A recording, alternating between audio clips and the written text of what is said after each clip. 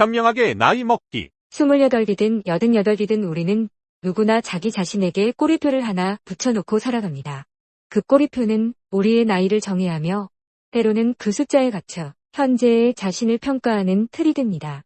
그러나 나이라는 것은 단순히 시간의 흐름을 의미할 뿐 그것이 반드시 삶의 가능성이나 의미를 제한하는 것은 아닙니다. 많은 사람들이 나이를 핑계로 꿈을 미루고 도전에 겁을 내지만 그 꼬리표가 삶의 실제를 반영한다고 할 수 있을까요? 나이와 함께 따라오는 꼬리표를 한번 바라보세요. 어느새 우리도 모르게 스스로를 규정하는 기준들이 나이라는 꼬리표에 묶여버립니다. 20살 때는 이런 걸 해야 하고 50이 넘으면 저건 늦은 거야. 같은 모형의 기준들이 삶을 제한하는 울타리로 작용합니다.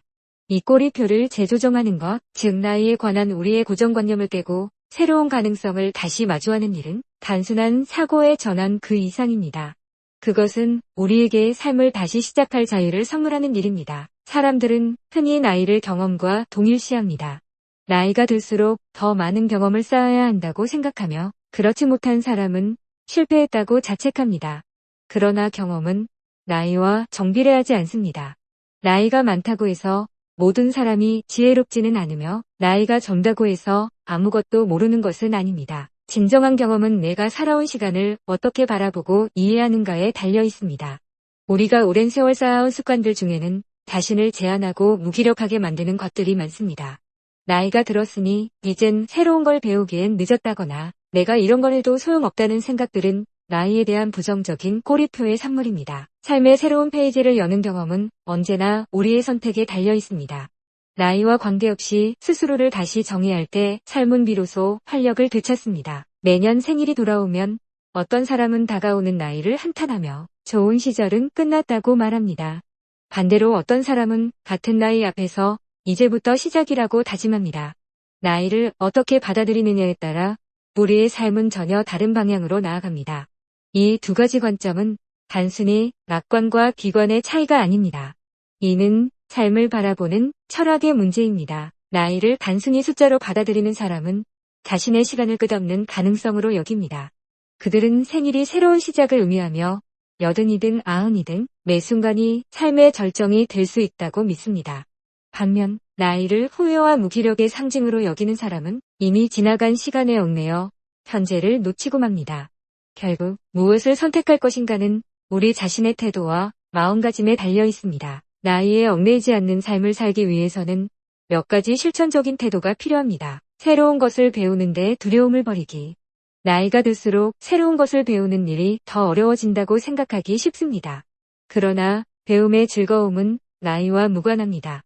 매일 작고 새로운 것을 배우는 습관은 삶의 에너지를 유지하는 데 큰 도움이 됩니다. 과거에 연연하지 않기. 지나간 실패나 후회를 반복적으로 떠올리기보다는 지금 이 순간에 집중하는 태도가 필요합니다. 시간은 되돌릴 수 없지만 지금의 선택은 미래를 바꿀 수 있습니다. 자신의 몸과 마음을 돌보기. 나이가 들수록 건강은 중요한 자산이 됩니다. 규칙적인 운동과 정신 건강 관리가 필수입니다. 몸과 마음의 균형을 찾는 것이야말로 삶의 질을 높이는 열쇠입니다. 삶의 의미를 찾기. 단순히 시간을 흘려보내는 것이 아니라 의미 있는 목표를 설정하고 자기만의 삶의 가치를 발견하는 것이 중요합니다. 나이가 많아도 열정을 품고 살아가는 사람은 언제나 빛납니다. 나이 듦을 긍정하는 삶의 철학. 현명하게 나이 먹는다는 것은 단순히 나이를 받아들이는 것이 아닙니다. 그것은 매 순간을 충실하게 살아가는 태도를 의미합니다. 나이를 핑계로 가능성을 제한하는 대신 나이와 함께 찾아오는 경험과 지혜를 소중하게 여기며 성장의 기회로 삼는 것입니다. 궁극적으로 우리는 자신에게 어떤 꼬리표를 붙일지 선택할 수 있습니다. 그 꼬리표가 제약이 될지 가능성의 상징이 될지는 오직 우리의 손에 달려 있습니다. 매년 생일을 축하할 때마다 우리는 두 가지 선택 앞에 놓입니다.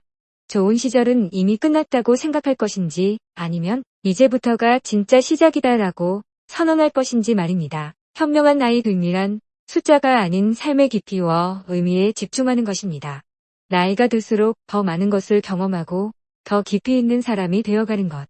그것이 바로 우리가 진정으로 현명하게 나이 드는 법입니다. 느티나무 잎 하나 뒹구르르 휘돌며 떨어진다.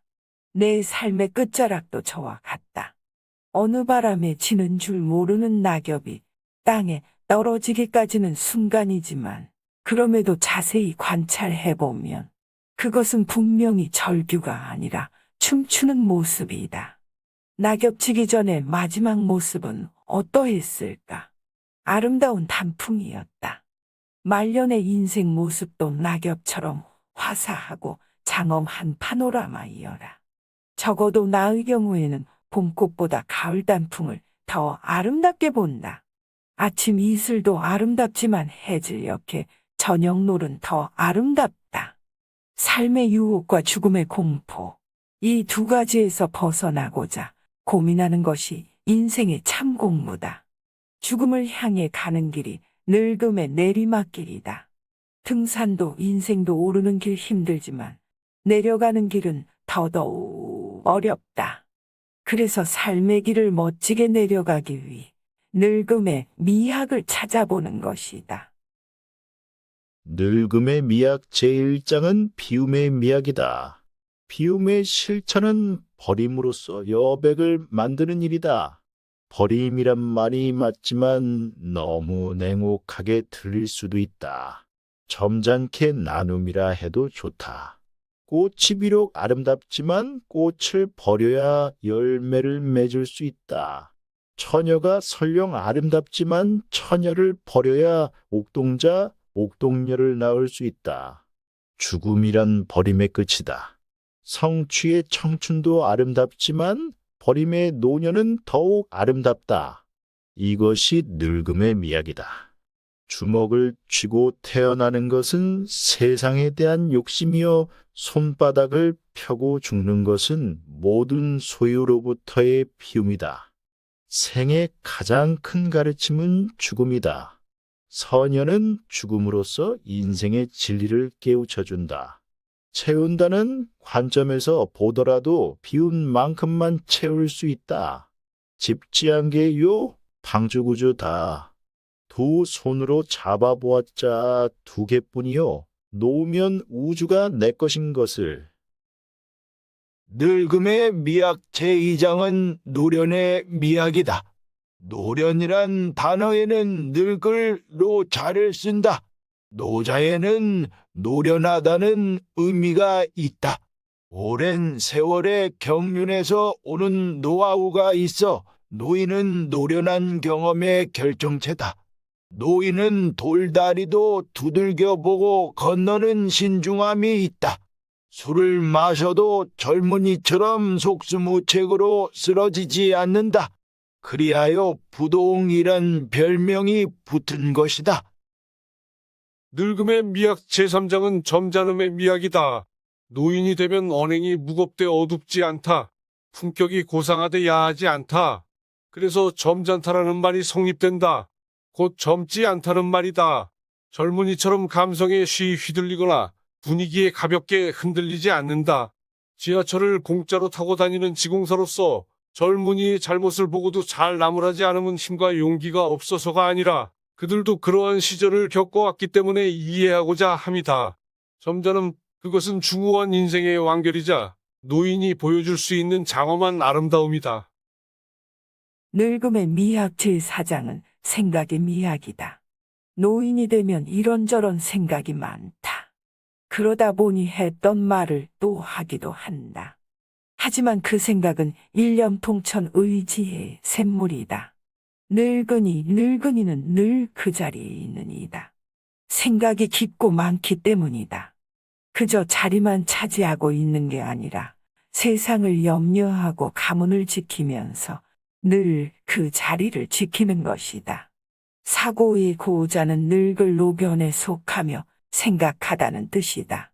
노인의 나기로 여는 생각이 많은 분들의 모임이다. 늙음의 미학 마지막 장은 3분의 2의 미학이다.